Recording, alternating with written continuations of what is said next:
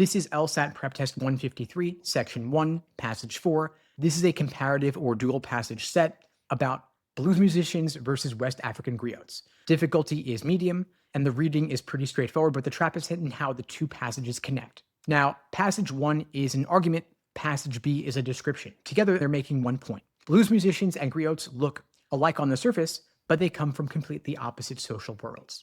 Start with Passage A. The very first sentence sets you up to fail, because it tells you what other commentators believe, that blues musicians are basically modern griots. And it sounds reasonable because the analogy is pretty straightforward, but the author immediately says no. You could hardly find two performers with less in common. And that pivot happens fast. If you miss it, you'll carry the wrong idea throughout the entire passage. The rest of paragraph 1 is all about griots. They were historians, community figures, high status. Their songs filled the role of libraries and museums.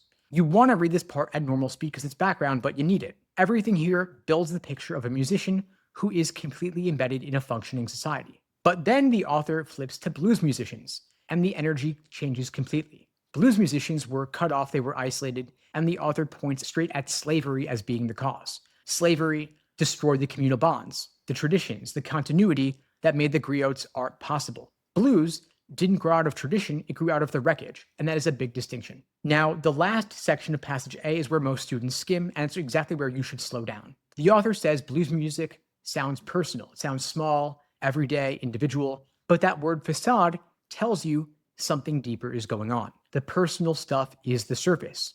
Underneath it sits a much larger story about cultural loss. The everyday heartache in blues music carries the weight of everything that was stripped away, and that is the author's real point here. Blues music's power doesn't come from the personal details. It comes from what those details are standing in for. Now, Passage B. You should read Passage B faster because it's not arguing, it's laying out facts about the wall of caste system. Nobles on top, griots at the very bottom. But low status didn't mean unimportant. Griots were the only people in the culture allowed to raise their voice in public. They sang praises for their patrons. They recited family histories. They reinforced social values. Every single thing about their role was communal and embedded. Now, you want to slow down at the end of Passage B because that last piece is easy to blow past. Despite being the lowest caste, griots had to be deeply tuned into wall of values and proper conduct. They were not outsiders pushing against the system, they were holding it together from the bottom. And that detail matters for the questions. So here's where you got to spend your real thinking. How do these passages relate? The first thing you should know is they don't disagree, of course. Passage B is not pushing back on Passage A, it is filling in the evidence. Every detail Passage B gives you about griots, the patron relationships, the inherited service, the public role, the caste obligations, they all make Passage A's contrast sharper. Griots were woven into their society at every level. Blues musicians, according to Passage A, had none of that. Their music came from the absence of exactly what Passage B describes. Now, of course, the questions want you to overcomplicate this. You're going to see choices that frame these as competing views, or say that both passages are making the same argument, but neither is true. Passage A argues, Passage B describes. And Passage B description supports Passage A's argument without ever directly referencing it. The main trap is the opening of Passage A.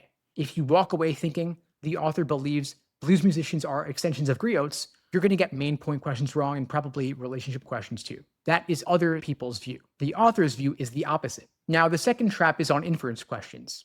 You might see a choice saying both types of music came from similar cultural circumstances, but that is backwards.